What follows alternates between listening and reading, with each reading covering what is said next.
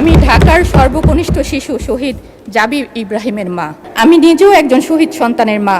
জুলাই বিপ্লবের প্রায় ১৪০০ শহীদের হত্যার বিচার খুবই ধীর গতিতে চলছে। সর্বপ্রথম আমি আল্লাহ সুবহানাহু ওয়া তাআলার কাছে কৃতজ্ঞতা জ্ঞাপন করছি। সাথে সাথে বাংলাদেশ জামায়াতে ইসলামীর প্রতি কৃতজ্ঞতা জানাচ্ছি শহীদ পরিবার ও জুলাই যোদ্ধাদের প্রতিনিধিত্ব করার জন্য একজন শহীদের মাকে মনোনীত করে সংসদে কথা বলার সুযোগ করে দেওয়ার জন্য। আমি ঢাকার সর্বকনিষ্ঠ শিশু শহীদ জাবির ইব্রাহিমের মা। ২০২৪ সালের জুলাই বিপ্লবের জীবন দিয়েছেন শত শত মানুষ।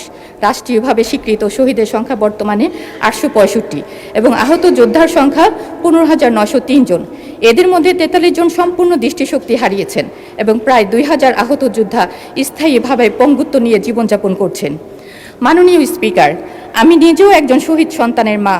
তাই আমি জানি একটি পরিবার যখন তার সন্তান হারায় তখন শুধু একজন মানুষ হারায় না, একটি স্বপ্ন হারায়, একটি ভবিষ্যৎ হারায়, একটি পরিবার তার আশ্রয় হারায়। তাই মাননীয় মন্ত্রীর কাছে আবেদন, জুলাই বিপ্লবের প্রায় ১৪০০ শহীদের হত্যার বিচার খুবই ধীর গতিতে চলছে। বিচারকে ত্বরান্বিত করা হোক।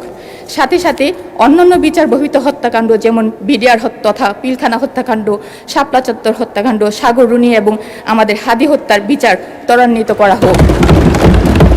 আমাদের সবার প্রিয় শহীদ প্রেসিডেন্ট জিয়াউর রহমানের সুযোগ্য সন্তান মাননীয় প্রধানমন্ত্রী জনাব তারেক রহমান বলেছেন জুলাই সনদ অক্ষরে অক্ষরে বাস্তবায়ন করবেন। পুরো বাংলাদেশ তার দিকে তাকিয়ে আছে এই প্রতিশ্রুতির সত্যতা দেখার জন্য। জাতিসংঘের হিসাব অনুযায়ী প্রায় ১৪০০ শহীদ এর মধ্যে মাত্র ৮৬৫ জন গ্যাজেটভুক্ত হয়েছে। দীর্ঘদিনেও বাকি শহীদদের গ্যাজেট ভুক্ত করা হয়নি। এই জন্য বিশেষ টাস্কফোর্স তদন্ত কমিটি বা তদারকি সেল গঠন করা হোক। ডক্টর ইউনূস কর্তৃক প্রতিষ্ঠিত জুলাই বিপ্লবের শহীদ ও আহতদের সেবাদান কল্পে নির্মিত প্রতিষ্ঠান জুলাই ফাউন্ডেশন আজ মৃত্যু পায়।